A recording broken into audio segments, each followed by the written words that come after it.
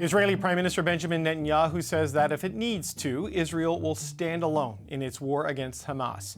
This, a day after U.S. President Joe Biden vowed for the first time to withhold weapons from Israel if it goes ahead with a full-scale invasion of Rafah.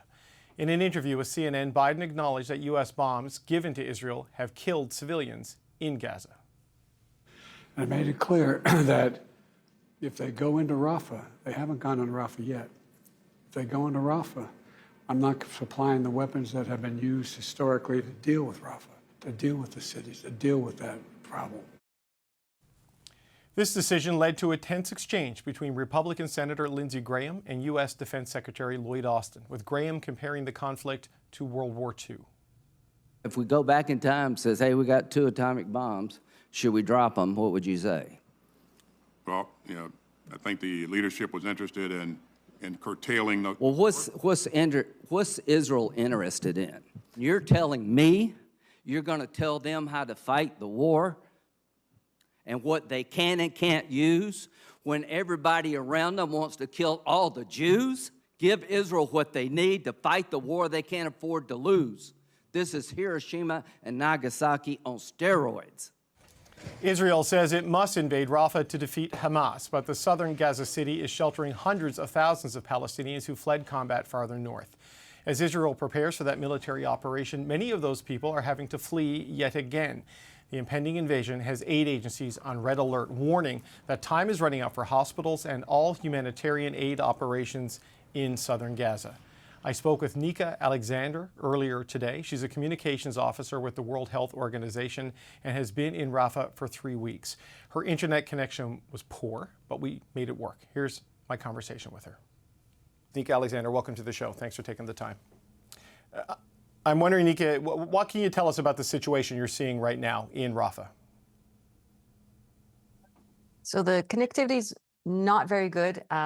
I might have missed a little of what you said, but you're asking what the situation is like here in Rafah.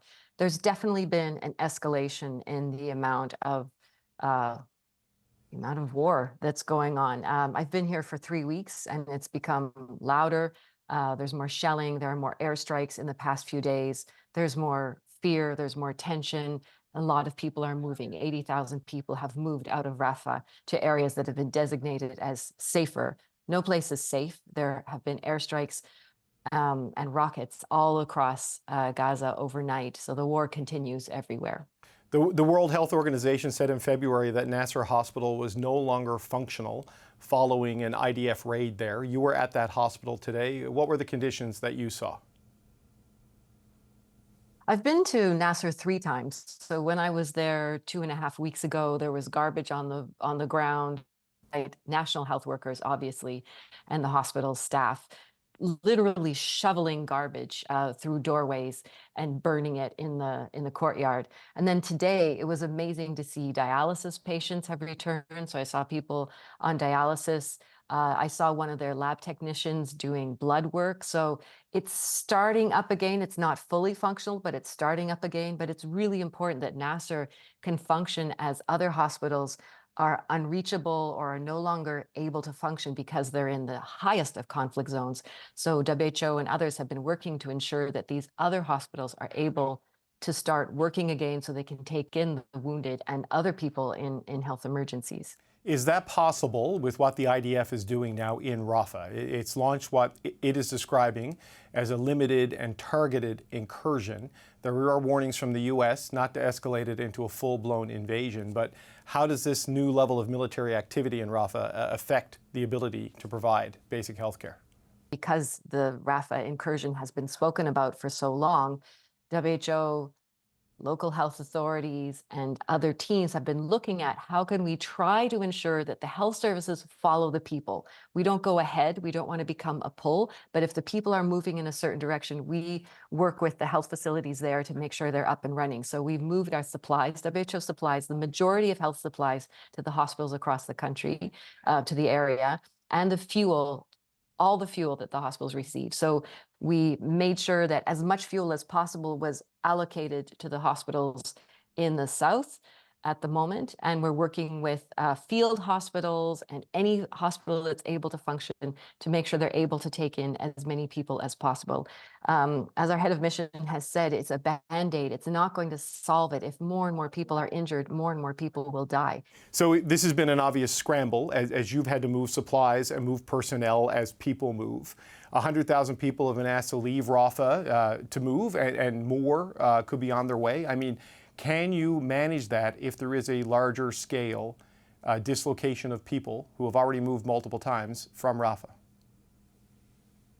So I don't want to overstate what WHO is able to do and what partners are able to do. As in any emergency situation, the people who are on the ground before, during, and after are the national health workers. And those are the bulk of the people who are helping others right now. They're exhausted. Many of them haven't been paid in a long time. They'll do the best they can. They've been working incredibly long shifts over and over again to do the best they can. But there's just a certain point where the hospitals will just not be able to manage the increased number of wounded. That hasn't happened yet, thank goodness. But if the fighting escalates even further, if the bombardments and the shelling and the airstrikes continue to mount, there will be a point at which the health system is not able to cope with the number of injured. There have been concerns since Israel has taken control of the Rafah gate, as well as the other gate north of there, about the pace of supplies and aid getting into Gaza. We spoke to Israel's ambassador to Canada the other day, who suggested there is enough aid getting into Gaza and denied that the restrictions on aid flow was causing a famine inside the Gaza Strip. What are you seeing in the 3 weeks that you've been there in terms of the level of aid deliveries and the adequacy of the supplies? Two things. So the World Food Program and other partners who look at the nutrition situation said that Gaza was on the brink of and there's not yet a wide variety of nutritious food. Also, that on and off switch, if the food stops coming in, people are going to be hungry really, really quickly because the cupboards are bare. There isn't deep storage in households. People living in tents don't have a lot of food supplies with them. So it's a very precarious situation. It's very on edge. It's very worrisome. And the health partners have seen children with malnutrition. They have seen people die from a combination of dehydration and malnutrition. Those are the facts, and that's a really scary situation from a place that had very, very low rates of malnutrition to what the health partners are seeing now. So that's what was so scary, and that's what raised the alarm bell. So the food has to continue to enter and get distributed. The WFP was saying today that of the 12 bakeries that they have here in Rafah, only 3 were able to function today because of the others not having enough fuel, flour, and yeast. And that's a very basic staple, the bread that people eat. And that's only one thing that people weren't able to get. So Nyka, just as a final point, your job obviously takes you to a lot of difficult places at a lot of difficult moments. I wonder what you've seen here and how it compares to the other places you've been with your job. I've been to a lot of outbreak responses. I've been in countries after earthquakes and floods. This is my first time in a war zone.